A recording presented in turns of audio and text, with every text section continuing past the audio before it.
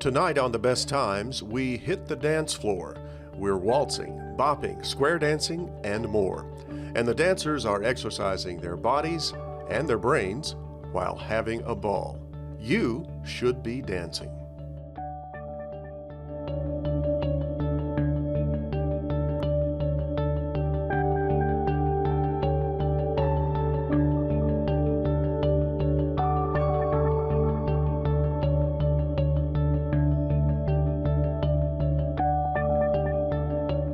Funding for The Best Times is provided by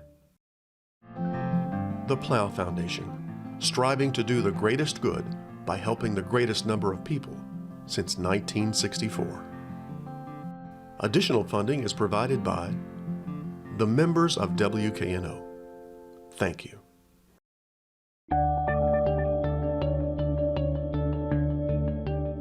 Hello, I'm Chris Hardaway. Welcome to this edition of The Best Times, a series that looks at life after 50.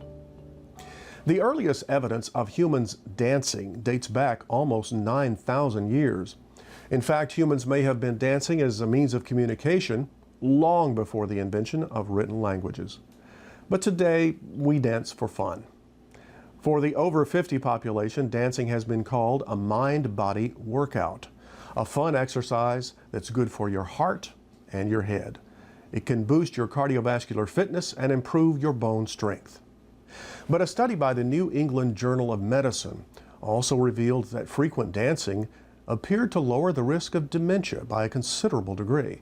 So, what are you waiting for? You should be dancing.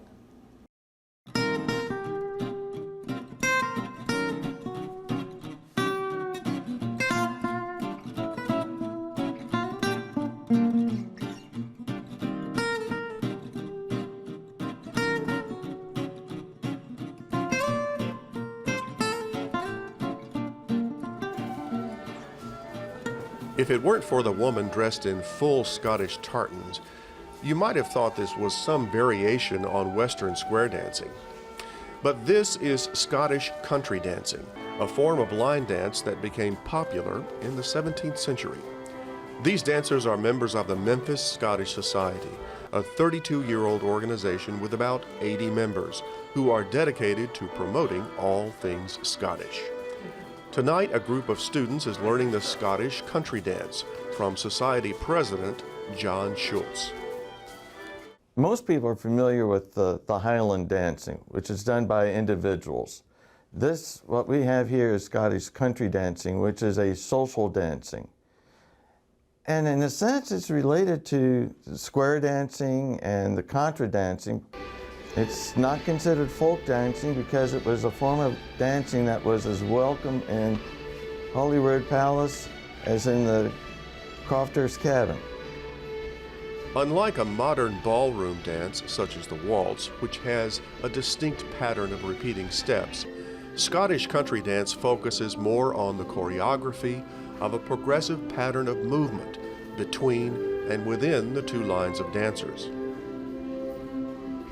Now, usually there's 4 different patterns that you do in sequence during the dance, and you progress down the set, and you have, and unlike contra, where it's 2 lines that are for as many as will, with Scottish, you pretty much have just a 4-couple set. So you get in the 8 times through the dance, you dance every position a couple of times. Any dancing is great exercise, but Scottish country dancing will challenge your mind as well. You're moving around in the dancing, but you also have patterns that you're dealing with and all. So it's both a physical and a mental exercise. In fact, a Scottish university study of 70 women aged 60 to 85 compared country dancers to more traditional physical activities such as golfing, swimming, and walking. The results revealed that the Scottish country dancers had greater agility, stronger legs, and could walk more briskly than their counterparts in the regular exercise program. Every January, the Memphis Scottish Society hosts Burns Nicht, a birthday celebration for Scottish poet Robert Burns. It's a time for members to dress in their finest kilts and tartans, eat a plate of haggis, toast with a glass of good Scotch whiskey, and dance the night away.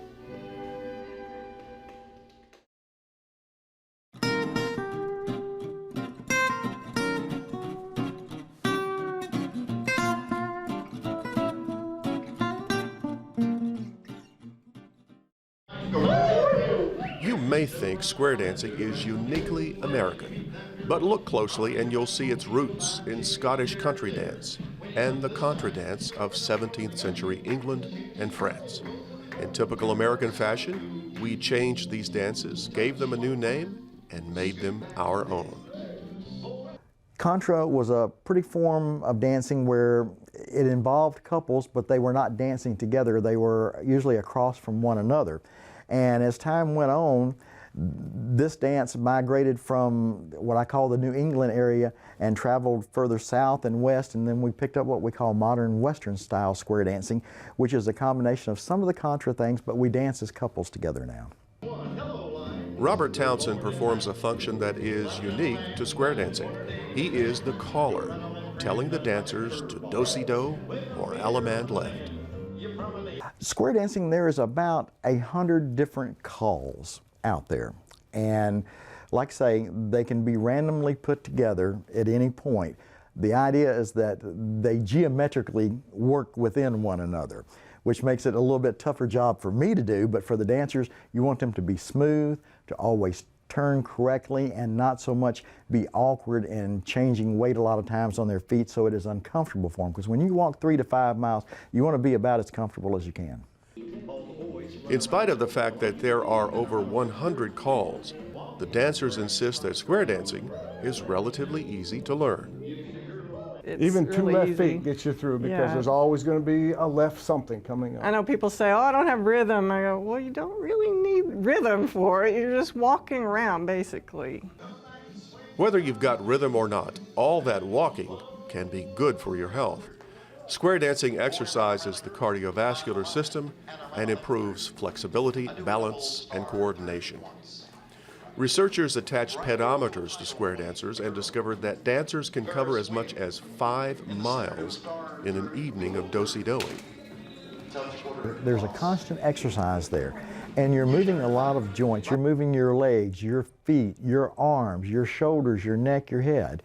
I mean, you're constantly moving a lot of your body. It's good for those that need to be somewhat active that normally are not active. If you have arthritis, some people that have arthritis do square dance. It helps relieve it by keeping their joints fluid and moving.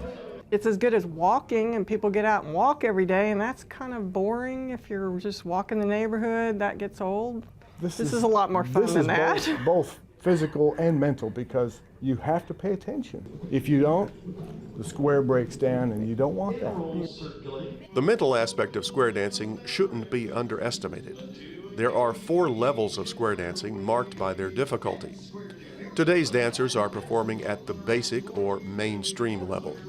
But even at this level, there are over 70 movements that must be executed in response to the calls. A New England Journal of Medicine study concluded that dancing at least twice a week can make people less likely to develop dementia. The nice thing about square dancing is that we have a certain group of movements that we teach and we learn. At that point, I take those movements and arrange them in different types of choreography routines for the dancers to execute. Majority of the time, they do not know what is going on, so they have to use their brain to think and process. You have to pay attention. If you don't, the square breaks down and you don't want that. Your brain has to think a little bit. It doesn't have to, come up with a quantum theory answer, but it just has to think and process things that you probably wouldn't normally do in an everyday life. If you add the social aspect that dance clubs provide, it's easy to see that square dancing can be the perfect all-around leisure activity for aging baby boomers. All these baby boomers that are worried about their mental health, the dementia, the Alzheimer's, I think we've got it all. We've got it covered. We have dancers in their 90s that are still out there Yes. kicking up their heels. We think there's something to it, some magic potion with square dancing and keeping people mentally and physically fit.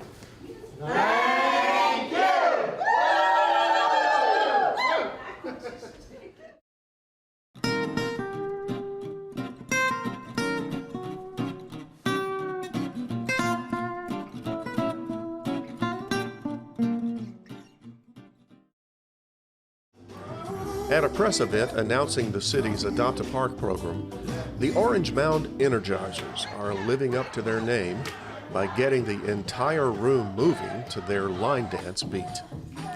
The Energizers have been around for 25 years. And we only had about 4 dancers, and we did different kind of dancing. We started off with folk dance. We had about 6 seniors, and we would go to the nursing home to encourage the elders to not to give up. That's how the Energizers started. Today, the Energizers number well over 50, and they've traded in the folk dance for line dancing. Line dances originated in the 1950s, and over the years they've often been most closely associated with country music. The dance consists of 1 or more choreographed lines of dancers performing the dance steps in unison. Unlike many other dances, the line dance doesn't require a partner, which can be an advantage for ladies of a certain age. If you think you go out to dance, you don't have a lot of men. Ladies don't have a lot of opportunity to dance. So line dance is a form of dance that you doing the same steps, and you don't have to have a partner, and then guess what? You don't have to just be sitting down. That's what makes line dance so exciting. You can still dance and have a good time without a partner. Vanessa leads the Energizers in their rehearsal at the Orange Mound Senior Center. Like square dancing, the type of music isn't important, as long as it has a beat. You can put it to anything. As long as you know the steps and you know the beats, you'll be surprised. Because we've had different programs. We've had programs that we did called Dances from Around the World. We took all of those dances and put it to line dance. Then we had a gospel program. We put all those dances to gospel music. So it does not matter what the music, you can always change the step to fit whatever dance you want to do. Just give you a beat and a rhythm, and you can line dance. Line dancing has specific steps, but as Vanessa points out, her oldest dancer is nearly 80, and skipping a step or 2 doesn't matter so much. The Energizers' mantra is, do what you're able to do. Because we're a group 50 and older.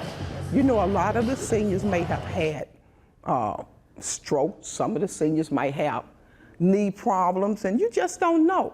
But line dancing is a form of dance that you can do, but we don't get that technical.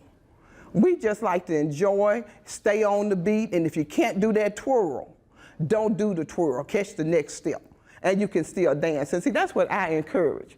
Don't stop dancing. Do what you're able to do and keep on moving.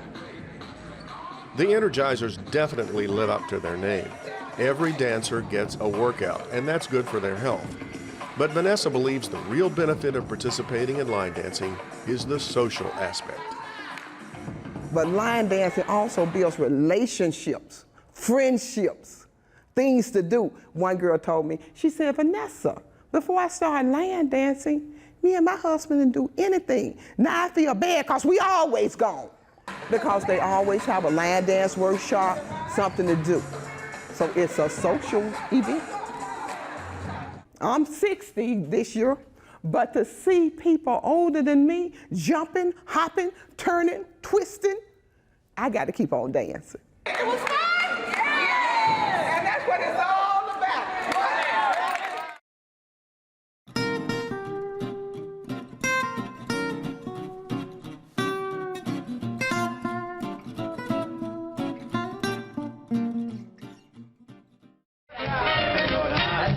If I say the words tap dancing, this is one of the first pictures in your head.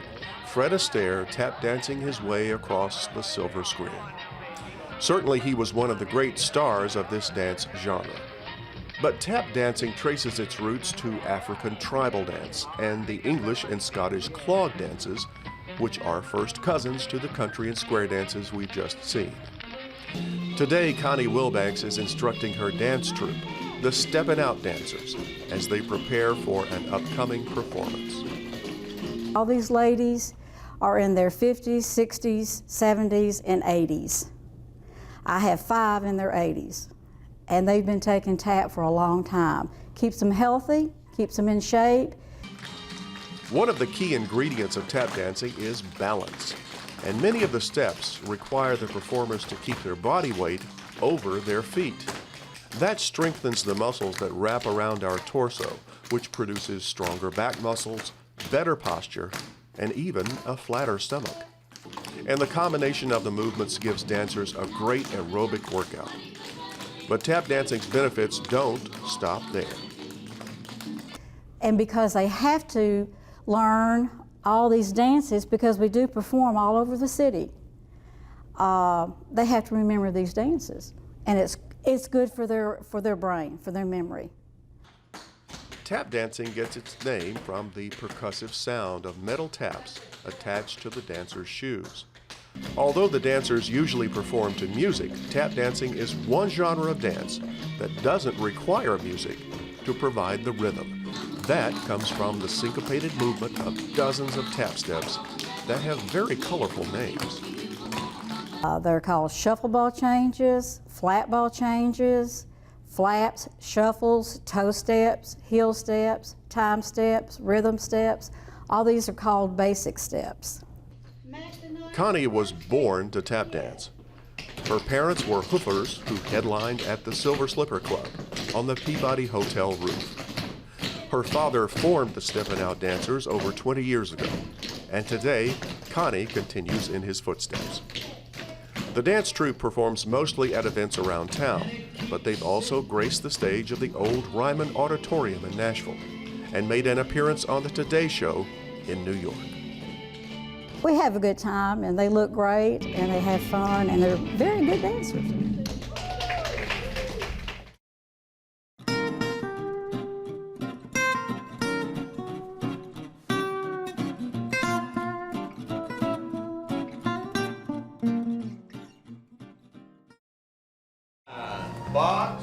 On a Sunday night, the students at USA Dance's Memphis chapter are learning the finer points of ballroom dancing, a discipline that encompasses a wide variety of partner dances. There's the waltz, the foxtrot. These are the smooth dances. Tango, then you have the rumba, the cha-cha, the Latin. It all goes in there, and you use different muscles for different things. Tonight, their instructor, Ben Stovall, is teaching two dances, the waltz and the hustle. Teaching the students, it's as easy as walking. It's basically getting their feet moving. And of course, a big part of it, as far as learning each individual dance and the figures in the dance and everything, a lot of that is based on muscle memory. It's just a lot of repetition, repetition, repetition. Granted, I won't say it happens quickly, but you know, once a student reaches that breakthrough point where, oh, I finally get it, from that point on, it's all, you know, it's a cakewalk. The earliest written record of social dances was in the late 16th century during the French Renaissance. The waltz made its first appearance around this time, but other popular ballroom dance forms didn't begin to appear until the 19th and 20th centuries.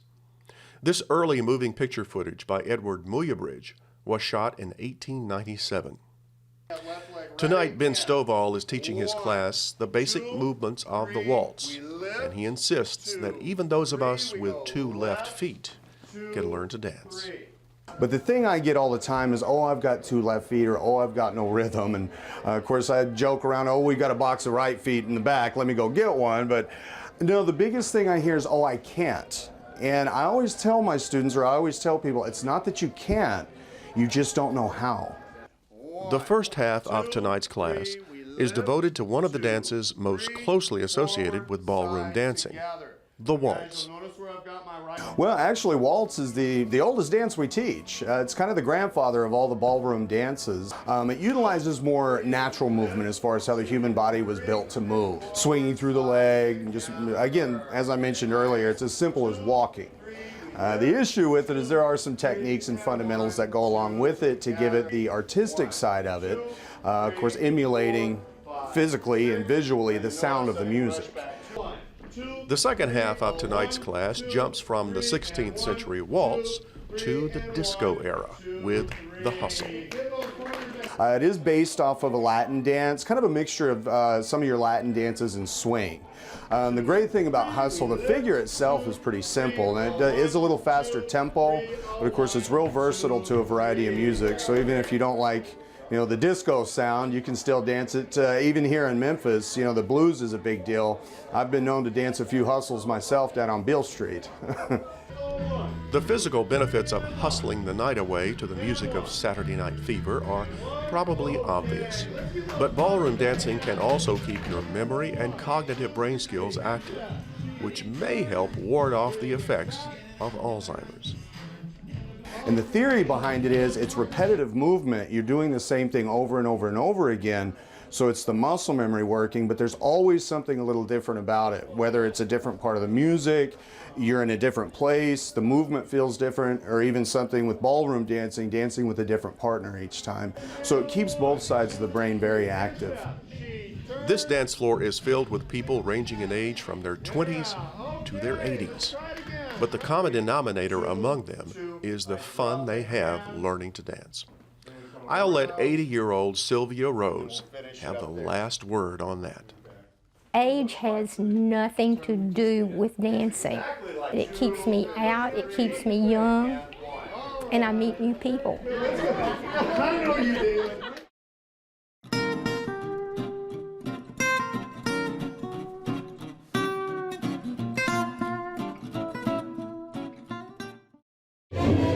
You might not know it to look at it, but these people are time travelers. Every Friday night, they travel back in time to their teenage years and dance the night away to the music of their youth. This is the Memphis Bop Club. Boomers of a certain age will remember sock hops or high school dances fueled by the driving beat of a rock and roll song. From Buddy Holly to Fats Domino, Elvis to the Beatles, music was a vital part of being a teenager in the 50s and 60s, and you just had to dance. Push the furniture back, roll the carpets up, you know, and you danced. We danced on gravel, we danced on carpet, we danced on asphalt, we danced on whatever, but we danced.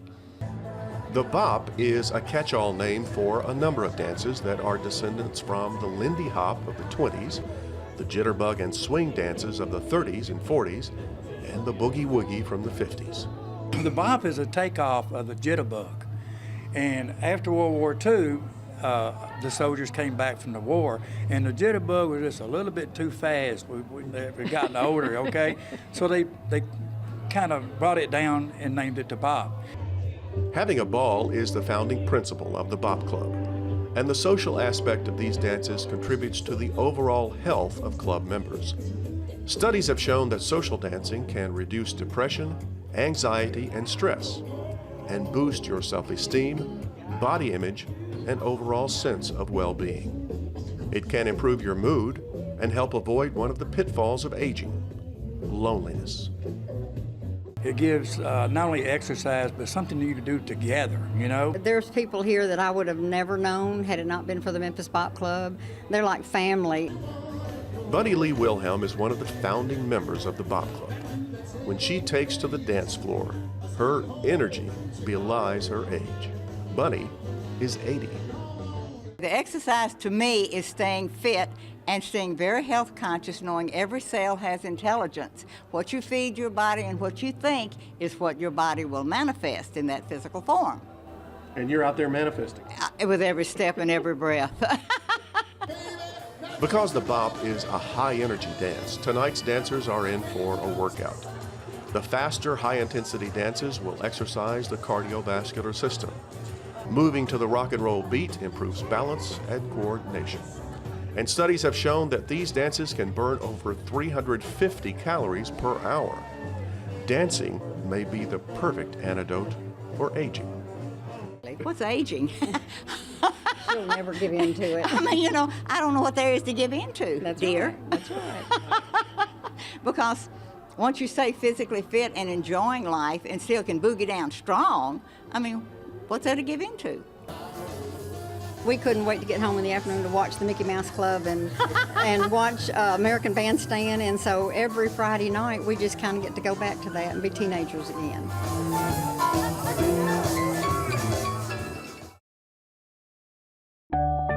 Want more information about life after 50? Go online to watch more shows and find more resources. And send us your feedback and story ideas to besttimes@wkno.org. That's all for this edition of The Best Times. Please join us next week for more stories about life after 50. Until then, I'm Chris Hardaway. Thanks for watching. Good night. Funding for The Best Times is provided by the Plow Foundation, striving to do the greatest good by helping the greatest number of people since 1964. Additional funding is provided by the members of WKNO. Thank you.